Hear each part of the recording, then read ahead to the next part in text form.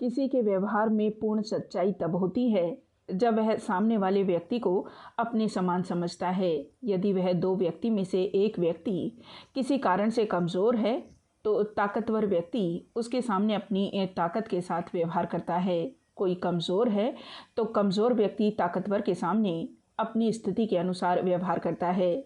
इस प्रकार की परिस्थितियाँ बड़े होने के बाद आती हैं। जब वही व्यक्ति छोटा होता है, बालक होता है, तब वह सामने वाले को अपने समान समझता है। दोनों व्यक्तियों में कोई भेद नहीं होता है। इस स्थिति में दोनों का एक दूसरे के लिए व्यवहार सच्चा होता है। हम बात कर रहे हैं ऐसी ही एक कहानी की। कहानी का नाम है गुल्ली डंडा। यह कहानी बदलते दौर की कहानियों का प्रतिनिधित्व करती है। इस कहानी के लेखक प्रेमचंद हैं। साथ ही यह कहानी मैं शैली में लिखी गई है। कहानी पढ़ने के दौरान ऐसा लगता है कि लेखक अपनी बात कर रहा है, लेकिन यह लेखक का संस्मरण नहीं बल्कि कहानी है। गुल्ली डंडा, कहानी मुंशी प्रेमचंद। हमारे अंग्रेजी दोस्त माने या न माने, मैं तो यही कहूँगा कि गुल्ली डंडा सब खेलों का राजा है। अब भी कभी लड़कों को गुल्ली डंडा खेलते देखता हूँ तो जी लोटपोट हो जाता है कि इनके साथ जाकर खेलने लगूँ। न लान की ज़रूरत, न कोट की, न नेट की, न थापी की। मज़े से किसी पेड़ से एक टहनी काट ली, गुल्ली बना ली और दो आदमी भी आ जाएं तो खेल शुरू हो गया। विलायती खेलों में सबसे बड़ा ऐब है कि उसके सामान महंगे होते हैं। जब तक कम से कम 1 सैकड़ा न खर्च कीजिए, खिलाड़ियों में शुमार ही नहीं हो पाता। यहाँ गुल्ली डंडा है कि बिना हर फिटकरी के चोखा रंग देता है। पर हम अंग्रेजी चीज़ों के पीछे ऐसे दीवाने हो रहे हैं कि अपनी सभी चीज़ों से अरुचि हो गई। स्कूलों में हर एक लड़के से 3-4 रुपए सालाना केवल खेलने की फीस ली जाती है। किसी को यह नहीं सूझता कि भारतीय खेल खिलाएं जो बिना दाम कौड़ी के खेले जाते हैं। अंग्रेजी खेल उनके लिए हैं जिनके पास धन है।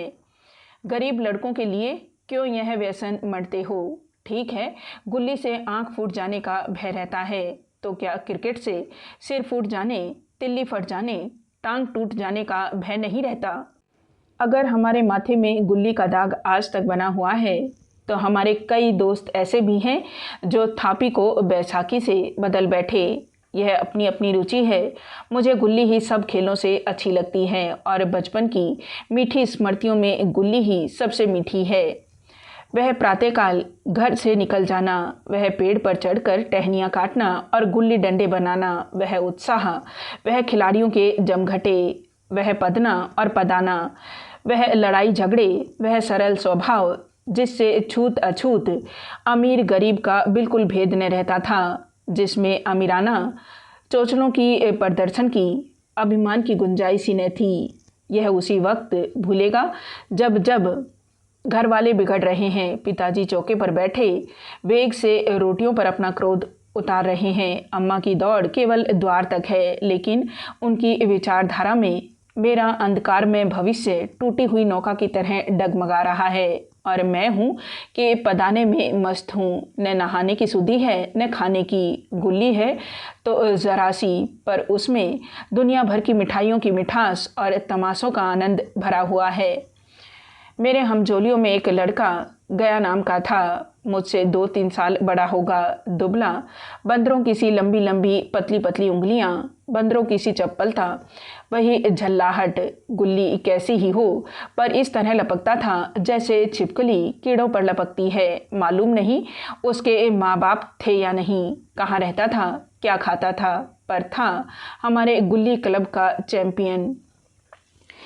जिसकी तरफ वह आ जाए उसकी जीत निश्चित थी। हम सब उसे दूर से आते देख उसका दौड़ कर स्वागत करते थे और अपना गोया बना लेते थे। एक दिन मैं और गया 2 ही खेल रहे थे। वह पदा रहा था, मैं पद रहा था, मगर कुछ विचित्र बात है कि पदाने में हम दिन भर मस्त रह सकते हैं, पदना 1 मिनट का भी अखरता है। मैंने गला छुड़ाने के लिए सब चालें चली, जो ऐसे अवसर पर शास्त्र विहित न होने पर भी क्षम्य है, लेकिन गया अपना दांव लिए बगैर मेरा पिंड न छोड़ता था। मैं घर की ओर भागा, अनुनय विनय का कोई असर न हुआ था।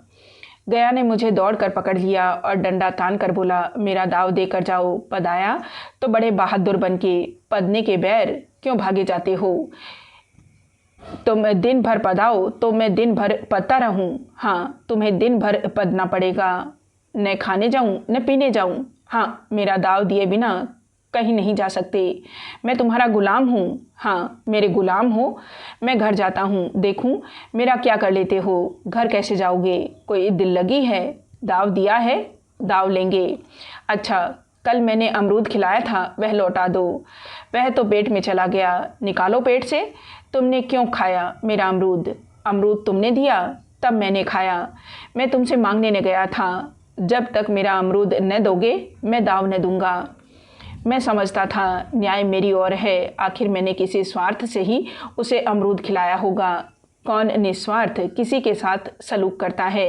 भिक्षा तक तो स्वार्थ के लिए देते हैं। जब गया ने अमरूद खाया तो फिर उसे मुझसे दाव लेने का क्या अधिकार है? रिश्वत देकर जो लोग खून पचा जाते हैं वह मेरा अमरूद यूं ही हजम कर जाएगा। अमरूद पैसे के 5 वाले थे जो गया के बाप को भी नसीब न होंगे। यह सरासर अन्याय था। गया ने मुझे अपनी ओर खींचते हुए कहा, मेरा दाव देकर जाओ। अमरूद समरूद मैं नहीं जानता। मुझे न्याय का बल था, वह अन्याय पर डटा हुआ था। मैं हाथ छुड़ाकर भागना चाहता था, वह मुझे जाने न देता। मैंने उसे गाली दी, उसने उससे कड़ी गाली दी, और गाली ही नहीं एक चांटा जमा दिया। मैंने उसे दांत काट लिया, उसने मेरी पीठ पर डंडा जमा दिया। मैं रोने लगा।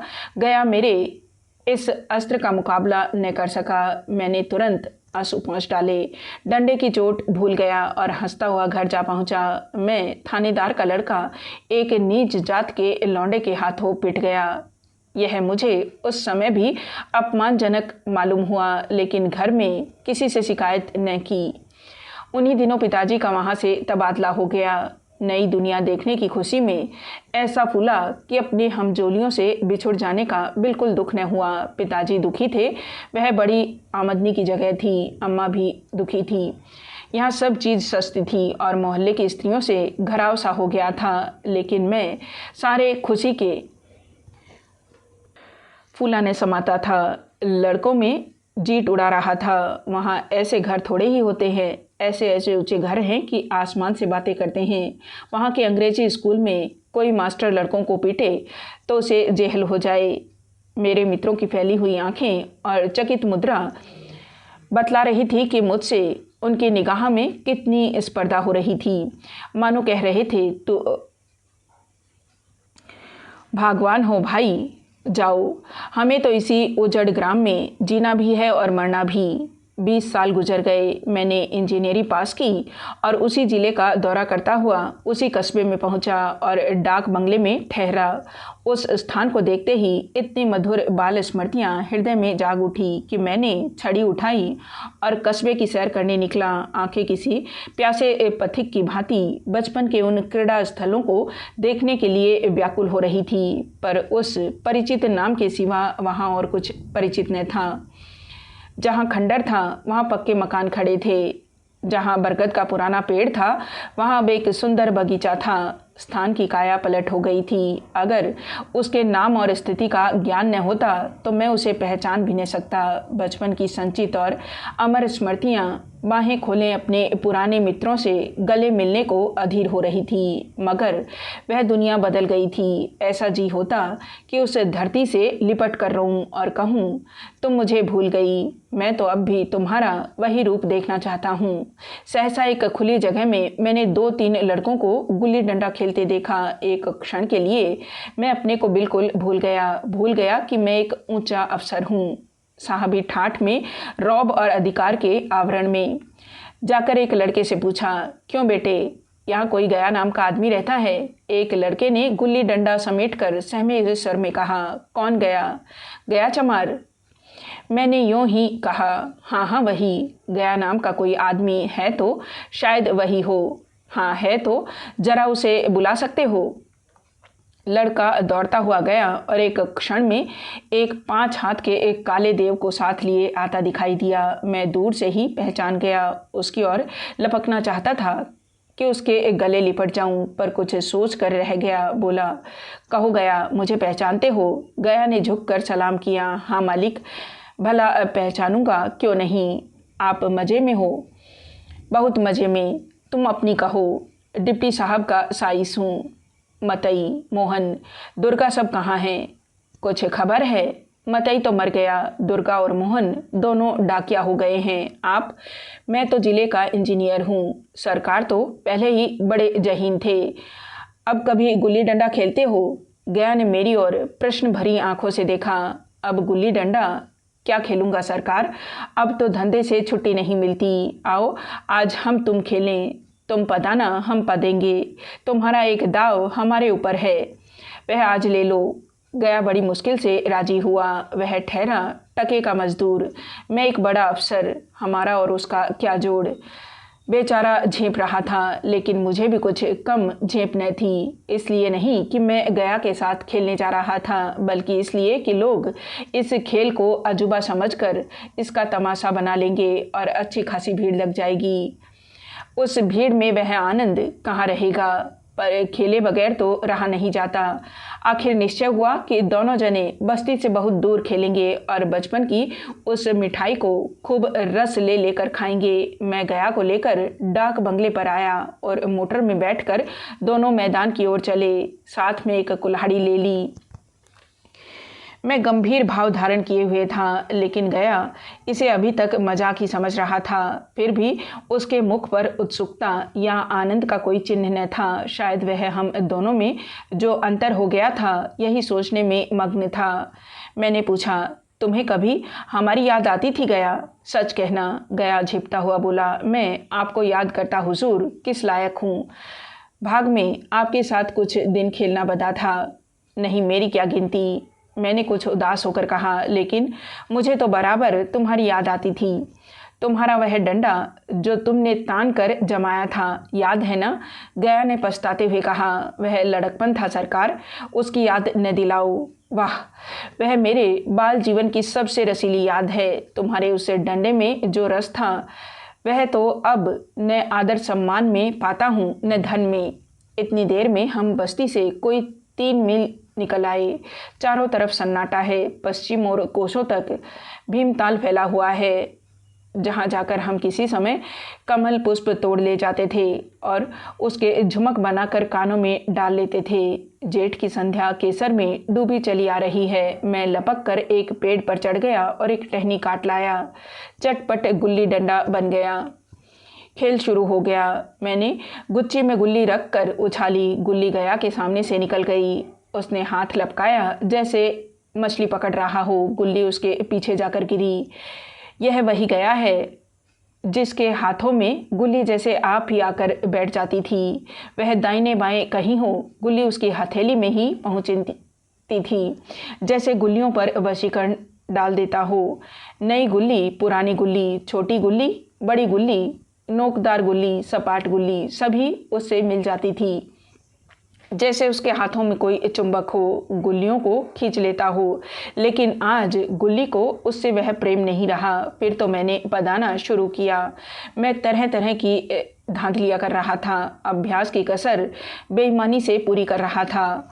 होच जाने पर भी डंडा खेले जाता था। हालांकि शास्त्र के अनुसार गया की बारी आनी चाहिए थी। गुल्ली पर ओछी चोट पड़ती और वह जरा दूर पर गिर पड़ती तो मैं झपट कर उसे खुद उठा लेता और दोबारा टांड लगाता। गया यह सारी बेकायदगियाँ देख रहा था, पर कुछ न बोलता था, जैसे उसे वह सब कायदे कानून भूल गए। उसका निशाना कितना अचूक था। गुल्ली उसके हाथ से निकलकर टन से डंडे से आकर लगती थी। उसके हाथ से छूटकर उसका काम था डंडे से टकरा जाना। लेकिन आज वह गुल्ली डंडे में लगती ही नहीं। कभी दाहिने जाती है, कभी बाएं, कभी आगे, कभी पीछे। आधे घंटे पदाने के बाद एक गुल्ली डंडे में आ गई। मैंने धांधली की। गुल्ली डंडे में न लगी, बिल्कुल पास से गई, लेकिन लगी नहीं। गया ने किसी प्रकार का असंतोष प्रकट नहीं किया। न लगी होगी। डंडे में लगती तो क्या मैं बेईमानी करता? नहीं भैया, तुम भला बेईमानी करोगे? बचपन में मजाल था कि मैं ऐसा घपला करके जीतता बचता। यही गया गर्दन पर चढ़ बैठता, लेकिन आज मैं उसे कितनी आसानी से धोखा दिए चला जाता था। गधा है, सारी बातें भूल गया। सहसा गुल्ली फिर डंडे से लगी और इतनी जोर से लगी जैसे बंदूक छूटी हो। इस प्रमाण के सामने अब किसी तरह की धांधली करने का साहस मुझे इस वक्त भी न हो सका। लेकिन क्यों न एक बार सबको झूठ बताने की चेष्टा करूं। मेरा हर्ज ही क्या है, मान गया तो वाह वाह, नहीं तो दो चार हाथ पदना ही तो पड़ेगा। अंधेरे का बहाना करके जल्दी से छुड़ा लूँगा, फिर कौन दाव देने आता है। गया ने विजय के उल्लास में कहा। लग गई, टन से बोली। मैंने अनजान बनने की चेष्टा करके कहा, तुमने लगते देखा? मैंने तो नहीं देखा, टन से बोली है सरकार। और जो कोई ईंट से टकरा गई हो। मेरे मुख से यह वाक्य उस समय कैसे निकला, इसका मुझे खुद आश्चर्य है। इस सत्य को झुठलाना वैसा ही था जैसे दिन को रात बताना। हम दोनों ने गुल्ली को डंडे में जोर से लगते देखा था, लेकिन गया ने मेरा कथन स्वीकार कर लिया। हाँ, किसी ईंट में ही लगी होगी, डंडे में लगती तो इतनी आवाज़ न आती। मैंने फिर पदाना शुरू कर दिया, लेकिन इतनी प्रत्यक्ष धांधली कर लेने के बाद गया की सरलता पर मुझे दया आने लगी। इसलिए जब तीसरी बार गुल्ली डंडे में लगी तो मैंने बड़ी उदारता से दाव देना तय कर लिया। गया ने कहा, अब तो अंधेरा हो गया है भैया, कल पर रखो। मैंने सोचा कल बहुत सा समय होगा, यह न जाने कितनी देर पदाए, इसलिए इसी वक्त मामला साफ कर लेना अच्छा होगा। नहीं नहीं, अभी बहुत उजाला है, तुम अपना दाव ले लो, गुल्ली सूझेगी नहीं, कुछ परवाह नहीं। गया ने पदाना शुरू किया, पर उसे अब बिल्कुल अभ्यास नहीं था। उसने 2 बार टांड लगाने का इरादा किया, पर दोनों ही बार हुज गया। 1 मिनट से कम में वह दाव खो बैठा। मैंने अपनी हृदय की विशालता का परिचय दिया। एक दाव और खेल लो, तुम तो पहले ही हाथ में हुज गए। नहीं भैया, अब अंधेरा हो गया, तुम्हारा अभ्यास छूट गया, कभी खेलते नहीं। खेलने का समय कहाँ मिलता है भैया। हम दोनों मोटर पर जा बैठे और चिराग जलते जलते पड़ाव पर पहुँच गए। गया चलते चलते बोला, कल यहाँ गुल्ली डंडा होगा, सभी पुराने खिलाड़ी खेलेंगे, तुम भी आओगे? जब तुम्हें फुर्सत हो तभी खिलाड़ियों को बुलाऊं। मैंने शाम का समय दिया और दूसरे दिन मैच देखने गया। कोई 10-10 आदमियों की मंडली थी। कई मेरे लड़कपन के साथी निकले, अधिकांश युवक थे जिन्हें मैं पहचान न सका। खेल शुरू हुआ, मैं मोटर पर बैठा बैठा तमाशा देखने लगा। आज गया का खेल, उसका नैपुण्य देखकर मैं चकित हो गया। टांड लगाता तो गुल्ली आसमान से बातें करती। कल किसी वह झिझक, वह हिचकता, वह बेदखली आज न थी। लड़कपन में जो बात थी आज उसने प्रौढ़ता प्राप्त कर ली थी। कहीं कल इसने मुझे इस तरह पदाया होता तो मैं ज़रूर रोने लगता। उसके डंडे की चोट खाकर गुल्ली 2 गज की खबर लाती थी। पदने वालों में एक युवक ने कुछ धांधली की। उसने अपने सिर में गुल्ली लपक ली थी। गया का कहना था गुल्ली जमीन से लगकर उछली थी। इस पर दोनों में ताल ठोकने की नौबत आई है। युवक दब गया। गया का तमतमाया हुआ चेहरा देखकर डर गया। अगर वह दब न जाता तो ज़रूर मारपीट हो जाती। मैं खेल में न था, पर दूसरों के इस खेल में मुझे वही लड़कपन का आनंद आ रहा था जब हम सब कुछ भूलकर खेल में मस्त हो जाते थे। अब मुझे मालूम हुआ कि कल गया ने मेरे साथ खेला नहीं, केवल खेलने का बहाना किया। उसने मुझे दया का पात्र समझा। मैंने धांधली की, बेईमानी की, पर उसे जरा भी क्रोध न आया, इसलिए कि वह खेल न रहा था, मुझे खिला रहा था, मेरा मन रख रहा था। वह मुझे पदाकर मेरा कचूमर नहीं निकालना चाहता था। मैं अब अफसर हूँ, यह अफसरी मेरे और उसके बीच में दीवार बन गई है। मैं अब उसका लिहाज पा सकता हूँ, अदब पा सकता हूँ, साहचर्य नहीं पा सकता। लड़कपन था तब मैं उसका समकक्ष था। यह पद पाकर अब मैं केवल उसकी दया योग्य हूँ। वह मुझे अपना जोड़ नहीं समझता। वह बड़ा हो गया है, मैं छोटा हो गया हूँ।